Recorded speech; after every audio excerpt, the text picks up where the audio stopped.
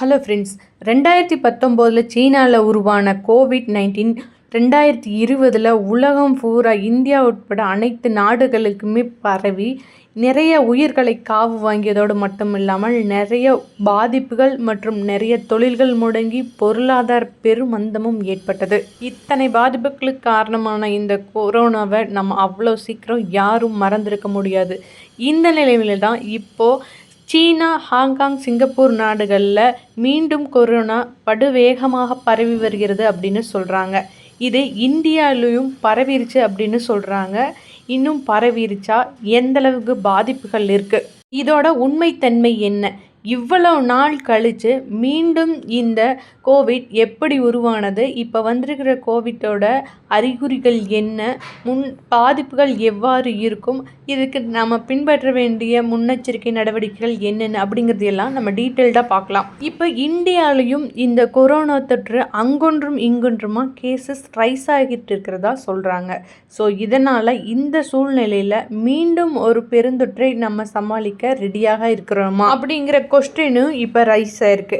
2019 இந்த கொரோனா உருவானாலும் 2ஆம் அலையின் போது ஏற்பட்ட இந்த டெல்டா வேரியண்ட் தான் உலகம் முழுவதும் பல்வேறு விதமான பாதிப்புகளை, மோசமான பாதிப்புகளை ஏற்படுச்சு. இதனால் நம்மளும் நம்ம சொந்த பந்தங்களை, அன்புக்குரியவர்களை எல்லாத்தையுமே லாஸ் பண்ணியிருக்கோம். அந்த அளவுக்கு மோசமான ஒரு பாதிப்பை ஏற்படுத்துச்சு. பிறகு 2021-22 ஒமிக்ரான் அப்படின்னு சொல்லிட்டு ஒரு புதிய வைரஸ் உருவாச்சு. வந்தாலும் இது மிகப்பெரிய தாக்கத்தை எல்லாம் உருவாக்கலை. அதன் பிறகு இப்போ தான் மீண்டும் மெல்ல இயல்பு நிலைக்கு வந்திருக்கிறோம். இந்த நிலைமையில தான் மீண்டும் இந்த ஆசியன் கண்ட்ரீஸில் சீனா, ஹாங்காங் மற்றும் சிங்கப்பூர்லாம் கேசஸ் ரைஸ் ஆகிட்டு இருக்கு அப்படின்னு சொல்கிறாங்க. அதுலேயும் பார்த்திங்கன்னா சீனாவிலாம் ஒரே வாரத்தில் 28% மேலே கேசஸ் ரைஸ் ஆகிருக்கு அப்படின்னு சொல்லியிருக்காங்க. ஒமிக்ரானுக்கு அப்புறம் வர மியூட்டேஷன்ஸ்னால பெருசாக பாதிப்புகள் இல்லை அப்படின்னாலும் இந்தியாவிலையும் கேசஸ் படிப்படியாக ரைஸ் ஆகிட்டுருக்கு. இதனால் இது இன்னொரு வேவை க்ரியேட் பண்ணுமா, இதனால் லாக்டவுன் வருமா அப்படிங்கிற கொஸ்டின்ஸ் எல்லாம் ரைஸ் பண்ணியிருக்கு. இந்தியாவை பொறுத்தளவு கோவிட் பார்த்திங்கன்னா 3 வேவ் வந்திருக்கு. இதனால் நேச்சுரலாகவே மக்களிடத்தில் அதிகமான இம்யூனிட்டி இருக்குது. அது மட்டும் இல்லாமல் நம்ம 2 டோஸ் தடுப்பூசியும் எடுத்திருக்கோம்.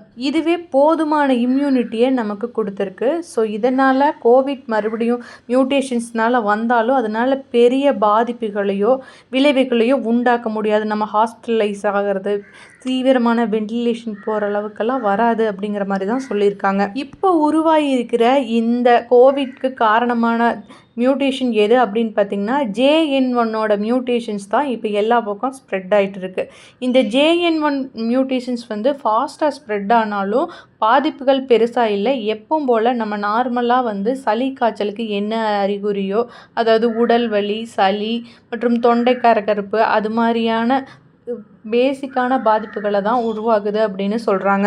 இந்த வைரஸை ஃபஸ்ட்டாக டென்மார்க்கில் தான் ஃபைண்ட் பண்ணியிருக்காங்க. அதுக்கப்புறமா உலகம் முழுவதும் தான் படிப்படியாக பரவ ஆரம்பிச்சிருச்சு. இந்த வைரஸ் பார்த்திங்கன்னா 2023 வந்துருச்சு. ஸோ இதனால் WHO என்ன சொல்கிறாங்க அப்படின்னா, இந்த வைரஸை நாங்கள் உன்னிப்பாக கவனித்து வரோம். இதனால் வர பெரிய டெல்டா அளவுக்கெல்லாம் பெரிய பாதிப்புகள் இல்லை, இருந்தாலும் நாங்கள் சீரியஸாக இதை கண்காணித்து வருகிறோம் அப்படின்னு சொல்லியிருக்காங்க.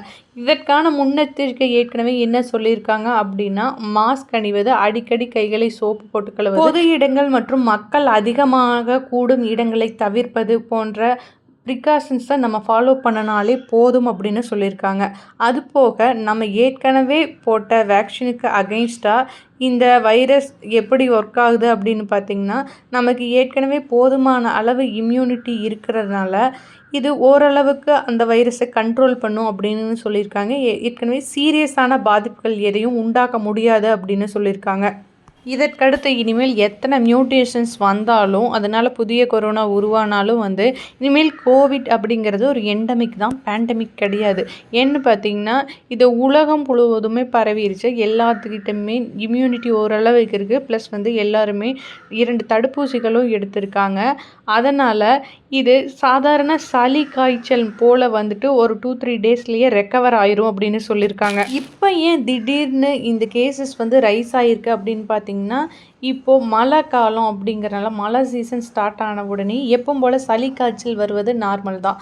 அதே போல் தான் இப்போது இந்த கோவிடும் ரைஸ் ஆக ஆரம்பிச்சிருக்கு. இதை தடுக்கிறதுக்கான ஒரே வழி என்ன அப்படின்னா ப்ரிகாஷன்ஸை ஃபாலோ பண்ணுறது தான். அதன் மூலமாகவே இந்த தொற்றிலிருந்து நம்ம காப்பாற்றிக்க முடியும். இந்த கோவிட் கேசஸ் மீண்டும் உலகம் முழுவதும் ரைஸ் ஆகிறத பற்றி நீங்கள் என்ன நினைக்கிறீங்க அப்படிங்கிறத கமெண்ட்ஸில் லீவ் பண்ணுங்கள்.